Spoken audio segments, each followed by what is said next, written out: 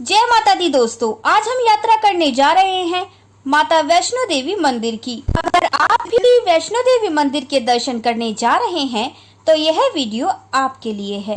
इस वीडियो के माध्यम से हम आपको जानकारी देंगे कि माता वैष्णो देवी के धाम में कितनी ठंड है, स्नोफॉल कब होगा, आप फ्री में धर्मशाला कहाँ ले सकते हैं, आप फ्री में खाना कहाँ खा सकते हैं, घोड़े, पिट्ठू या पालकी या रोप वे से अगर आप दर्शन करना चाहते हैं तो उसका कितना किराया लगेगा, कैसे आप कम से कम बजट में माता वैष्णो देवी के मंदिर के दर्शन कर सकते हैं। इस वीडियो में हम आपको इन सभी चीजों के बारे में जानकारी देने वाले हैं, इसलिए वीडियो को अंत तक जरूर देखिएगा। तो चलिए शुरू करते हैं माता रानी के दरबार की इस पावन यात्रा को। जयकारा माता रानी का, जय माता दी। सबसे पहले बात करते हैं आप यहाँ तक कैसे पहुँचेंगे। वैष्णो देवी मंदिर तक आने के लिए आपको कटरा या जम्मू तक आना होगा। यहाँ तक आने के लिए कई माध्यम हैं, जिसे हम एक एक करके डिस्कस करेंगे। पहले बात करते हैं ट्रेन की। ट्रेन के द्वारा आप कटरा या जम्मू तक पहुँच सकते हैं। सभी शहरों से जम्मू के लिए ट्रेन आसानी से मिल जाती है। कई राज्यों से ट्रेनें सीधा कटरा भी आती हैं। यदि आपकी ट्रेन कटरा तक नहीं आती है तो आप जम्मू स्टेशन पर उतरकर बस या टैक्सी के द्वारा कटरा तक पहुंच सकते हैं। आपको लोकल बस, डायरेक्ट कटरा की बस और एसी बस आसानी से मिल जाएगी। यह लोकल बस का किराया 80 रुपए है, जो 2 से 3 घंटे में आपको कटरा तक पहुंचा देगी। यदि आप डायरेक्ट बस लेते हैं तो उसका किराया 120 रुपए है और वो आपको 1.5 घंटे में कटरा पहुंचा देगी। अब बात करते हैं टैक्सी की। टैक्सी वाले आपसे 1,500-2 हजार रुपए लेंगे और आपको सीधा कटरा तक 1 घंटे में पहुंचा देंगे। यदि आप दिल्ली, हरियाणा, पंजाब से आ रहे हैं तो आप सीधे बस से भी कटरा तक पहुंच सकते हैं। यहाँ से कई ऐसी बसें हैं जो सीधा कटरा तक आती हैं। चलिए अब बात करते हैं प्लेन की। यदि आप फ्लाइट के माध्यम से आना चाहते हैं तो आपकी फ्लाइट जम्मू एयरपोर्ट पर आपको उतार देगी। वहाँ से आप बस या टैक्सी के द्वारा कटरा तक आसानी से पहुँच सकते हैं। दोस्तों, कहा जाता है जिसका बुलावा होता है माता रानी उसे बुला ही लेती है। चलिए दोस्तों, अब हम पहुंच गए हैं कटरा। हम बात करते हैं कि यहाँ होटल कहाँ लें और कैसे लें। यदि आप बजट होटल लेना चाहते हैं तो आप निहारिका कॉम्प्लेक्स में ठहर सकते हैं। ये वैष्णो देवी माता के श्राइन बोर्ड द्वारा संचालित है। यहाँ पर आपको 1200 से 1400 रुपए में आसानी से रूम मिल जाता है। यहाँ आप डोरमेट्री भी ले सकते हैं, जिसका किराया 150 रुपए है। जहाँ आपको एक बेड और एक लॉकर की सुविधा दी जाती है। लॉकर में लॉक आपको अपना लगाना होता है। आप निहारिका कॉम्प्लेक्स में डोरमेट्री की ऑनलाइन बुकिंग भी करा सकते हैं। यदि आपका बजट अच्छा है और आप अपने हिसाब से अच्छे होटल में स्टे करना चाहते हैं तो यहाँ कई प्रकार के होटल बनाए गए हैं, जहाँ आप अपनी सुविधा के अनुसार ठहर सकते हैं। चलिए, होटल बुक करने के बाद अब बात करते हैं यात्रा के लिए RFID कार्ड। आप यहाँ से जम्मू में उतर रहे हैं तो जम्मू में मौजूद वैष्णवी धाम में आप अपना RFID कार्ड आसानी से बनवा सकते हैं।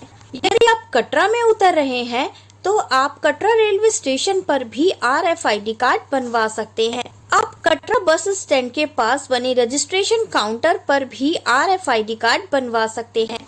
यात्रा के लिए बना नया ताराकोट मार्ग पर भी आप RFID कार्ड बनवा सकते हैं। आप ऑनलाइन भी RFID कार्ड बुक कर सकते हैं। यदि आप ऑनलाइन बुक करते हैं तो उनके लिए एक यहाँ अलग लाइन होती है, जहाँ आपके फोटो को स्कैन किया जाता है और आपको RFID कार्ड दे दिया जाता है। ऑनलाइन बुक कराने से आप भीड़ भाड़ से बच सकते हैं। आपका RFID कार्ड बाणगंगा और नया मार्ग ताराकोट मार्ग पर स्कैन किया जाता है। चलिए अब आपको बताते हैं दर्शन करने के लिए कौन सा मार्ग सही रहेगा। एक पुराना मार्ग, जिसे बाणगंगा मार्ग कहते हैं, जहाँ से आप चरण पादुका, अर्धकुमारी, हेमकोटी होते हुए भवन तक पहुँच सकते हैं। यहाँ से भवन तक की दूरी 13 किलोमीटर है। करते हैं माता वैष्णो देवी यात्रा के लिए बने नए मार्ग की, ताराकोट मार्ग की, जो कटरा बस स्टैंड से 2.5 किलोमीटर की दूरी पर स्थित है। यहाँ आप गुलशन कुमार के लंगर से होते हुए अर्धकुमारी, हेमकोटी से होते हुए सीधा भवन तक पहुँच सकते हैं।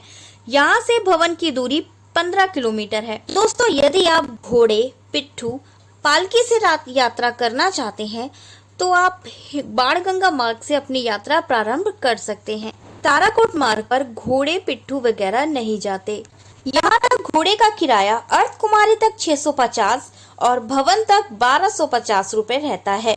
वही यदि पालकी की बात करें तो अर्धकुमारी तक 1800 रुपए और भवन तक 3000 रुपए तक का किराया रहता है। यदि आपके साथ छोटे बच्चे भी जा रहे हैं तो उनके लिए आप ट्रॉली वगैरह ले सकते हैं, जिसका किराया 250 रुपए होता है अर्धकुमारी के लिए। यदि आप भवन तक जाना चाहते हैं तो आपको 350 रुपए पे करने होते हैं। यदि आप घोड़े और पालकी की भीड़ भाड़ से बचना चाहते हैं और साफ सुथरी पैदल यात्रा करना चाहते हैं तो हम आपको सलाह देंगे आप ताराकोट मार्ग से अपनी यात्रा आरंभ कर सकते हैं। यहाँ पर सीधा सीधा रास्ता है, यहाँ पर कोई चढ़ाई नहीं है, बिल्कुल साफ सुथरा यात्रा का मार्ग बनाया गया है। तो दोस्तों चलिए आज हम अपनी यात्रा शुरू कर रहे हैं इसी नए मार्ग से, ताराकोट मार्ग से। यात्रा शुरू करने से पहले जयकारा लगाइए माता रानी का और कमेंट बॉक्स में जरूर लिखिएगा जय माता दी। कटरा बस स्टैंड के पास से ताराकोट मार्ग के लिए ऑटो लेंगे और ऑटो का किराया 210 रुपए होता है 4 लोगों के लिए। चलिए ऑटो से हम पहुंच गए हैं यात्रा के नए मार्ग पे, ताराकोट मार्ग पे। यहाँ पर अपना RFID कार्ड चेक कराकर हम शुरू करते हैं माता वैष्णो देवी की इस पावन यात्रा को। यहाँ पर आपके लिए पानी की जगह जगह अच्छी सुविधाएं की गई हैं। गर्म या ठंडा पानी आप यहाँ ले सकते हैं। खाने के लिए भी यहाँ पर कई प्रकार के होटल बनाए गए हैं जहाँ आप अपनी सुविधा के अनुसार खाना खा सकते हैं। यहाँ आपको जगह जगह पर टॉयलेट की भी अच्छी सुविधाएं दी गई हैं। 3 किलोमीटर की यात्रा करने के बाद हम पहुँच गए हैं लंगर पॉइंट पर। चंद कुमार द्वारा बनाए गए इस लंगर पॉइंट पर आप आराम से लंगर खा सकते हैं। तो चलिए लंगर के प्रसाद को ग्रहण करने के बाद और पार्क में थोड़ा सा आराम करने के बाद शुरू करते हैं अपनी आगे की यात्रा को। यहाँ रास्ते में अलग अलग जगह पर बैठने की अच्छी सुविधाएं बनाई गई हैं, जहाँ आप थक जाएं तो थोड़ा रेस्ट करके आगे यात्रा कर सकते हैं। खाते पीते हुए, आराम करते हुए, माता रानी के भजन गुनगुनाते हुए हम लोगों ने अब तय कर लिया है 7 किलोमीटर का सफर। 7 किलोमीटर का सफर तय करने के बाद यहाँ आपको 2 मार्ग दिखेंगे। एक मार्ग अर्धकुमारी की ओर जा रहा होगा और एक मार्ग भवन की ओर। तो चलिए दर्शन करते हैं पहले अर्धकुमारी मंदिर के। अर्धकुमारी या गर्भजून गुफा के दर्शन करने के लिए आपको वेटिंग रखती है। यहाँ 12 से 24 घंटे की वेटिंग का सामना करना पड़ता है। तो चलिए 12 से 24 घंटे वेट करने के बाद अर्धकुमारी माता के दर्शन करने के बाद तो अब चलते हैं हिमकोटी रास्ते से भवन की ओर। हिमकोटी रास्ते में आपको बैटरी कार की सुविधा भी मिल जाती है। यदि आप बैटरी कार से आगे की यात्रा करना चाहते हैं तो बैटरी कार की ऑनलाइन बुकिंग भी आप करा सकते हैं और यहाँ से भी आप बैटरी कार ले सकते हैं। इस मार्ग पर भी घोड़े आदि नहीं चलते हैं। यह मार्ग पैदल यात्रियों के लिए बनाया गया है। रास्ते में चढ़ाई नहीं है, सीधा सीधा रास्ता बनाया गया है। आगे आपको श्राइन बोर्ड के द्वारा बनाया गया भोजनालय भी मिलेगा, जहां आप भोजन आराम से कर सकते हैं। साथ ही साथ आपको यहाँ डोसा पॉइंट भी मिल जाएगा, जहाँ बहुत ही स्वादिष्ट डोसा मिलता है। इस मार्ग पर भी आपको साफ सुथरे टॉयलेट मिल जाएंगे। यहाँ पर एक डिस्पेंसरी वगैरह भी बनाई गई है। यदि आपको हेल्थ रिलेटेड कोई भी प्रॉब्लम होती है तो आप अपना चेकअप करा सकते हैं। भक्तों की यात्रा में किसी प्रकार की कोई भी प्रॉब्लम ना हो, इसके लिए यहाँ सभी प्रकार की सुविधाएं दी गई हैं। यात्रा मार्ग पे चलते चलते अब हम पहुँच गए हैं माता रानी के दरबार से सिर्फ 1.5 किलोमीटर दूर। यहाँ से माता रानी का दरबार साफ साफ दिखाई देता है। तो जोर से जयकारा लगाइए माता रानी का, जय माता दी। माता रानी के दरबार को देखते ही सारी थकान दूर हो जाती है।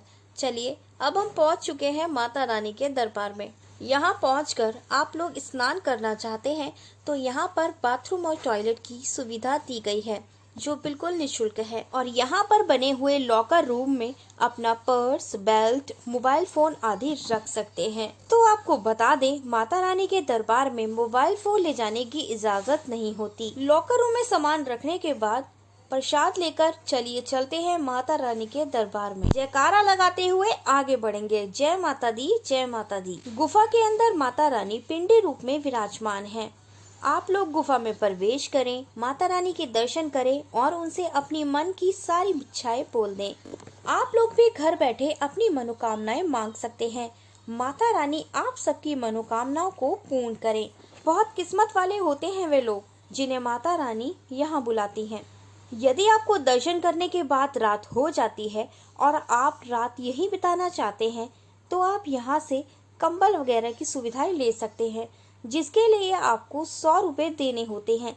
जब आप उन्हें कंबल लौटा देंगे तो वह आपको 100 रुपये रिटर्न कर देंगे। यदि आप बेड की सुविधा चाहते हैं तो यहाँ बने पार्वती भवन, दुर्गा भवन में भी आप बेड ले सकते हैं।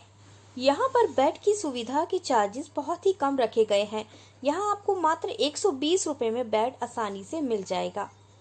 यदि आप बेड की बुकिंग ऑनलाइन कराना चाहते हैं तो ऑनलाइन भी करा सकते हैं। यदि आप अपनी यात्रा को आगे जारी रखना चाहते हैं तो आप भैरव घाटी में भैरव बाबा के दर्शन करने जा सकते हैं। भैरव बाबा का मंदिर यहाँ से 1 से 1.5 किलोमीटर की दूरी पर स्थित है। भैरव बाबा मंदिर की चढ़ाई बहुत ही खड़ी है। यहाँ पैदल जाना चाहते हैं तो पैदल जा सकते हैं। यदि आप घोड़ा करना चाहते हैं तो घोड़ा कर सकते हैं। घोड़े वाला आपसे 300 से 400 रुपए चार्ज लेगा। यहाँ आप रोप वे के द्वारा भी जा सकते हैं। यहाँ रोप वे की सुविधा सुबह 7:45 से शुरू हो जाती है और शाम 4:30 बजे तक रहती है। आपको राउंड ट्रिप के लिए 100 रुपए का चार्ज देना होता है। आप रोप वे से आसानी से भैरव घाटी के दर्शन कर सकते हैं। यहाँ पहुंचकर आप भैरव बाबा के दर्शन कीजिए, उनसे अपनी मनोकामनाएं मांगिए। भैरव घाटी से आप बहुत ही अच्छे प्राकृतिक नज़ारे देख सकते हैं। यहाँ से आपको माता रानी का बहुत ही सुंदर अलौकिक भवन देखने को मिलता है। यहाँ आप फोटो वगैरह ले सकते हैं। तो चलिए, भैरव बाबा के दर्शन करने के बाद रोप वे से नीचे उतरते हैं। अब हम ताराकोट मार्ग से होते हुए नीचे आ जाएंगे। अपने होटल में थोड़ी देर रेस्ट करेंगे। तो यदि आप अभी नवंबर या दिसंबर जनवरी में यहाँ आ रहे हैं तो यहाँ काफ़ी ठंड है। इसके लिए आपको अपने गर्म कपड़े ज़रूर रखने होंगे। बता दें, यहाँ का मौसम काफ़ी ठंडा है। यहाँ पर स्नोफॉल जनवरी के पहले हफ्ते में होने की संभावना है। यात्रा करने के बाद यदि आप यहाँ के आसपास की जगहें घूमना चाहते हैं तो आप पटनी टॉप वगैरह जा सकते हैं। लास्ट में जानते हैं कि आपको यहाँ आने में कितना बजट लगेगा। यहाँ आप 2 से 2,500 में आसानी से वैष्णो देवी की यात्रा कर सकते हैं। इसमें बस से कटरा तक का किराया, होटल और खाने की व्यवस्था इंक्लूड है। यह बजट कम से कम बजट है। यदि आप 5 स्टार होटल लेते हैं, अच्छा खाना खाते हैं तो इसके हिसाब से आपका खर्चा हो सकता है। आशा करते हैं वीडियो के माध्यम से ये जानकारी आपके काम आएगी। आपको वीडियो अच्छी लगी हो तो वीडियो को शेयर, लाइक करना मत भूलिएगा और कमेंट में हमें ज़रूर बताइएगा आपको ये वीडियो कैसी लगी। जय माता दी।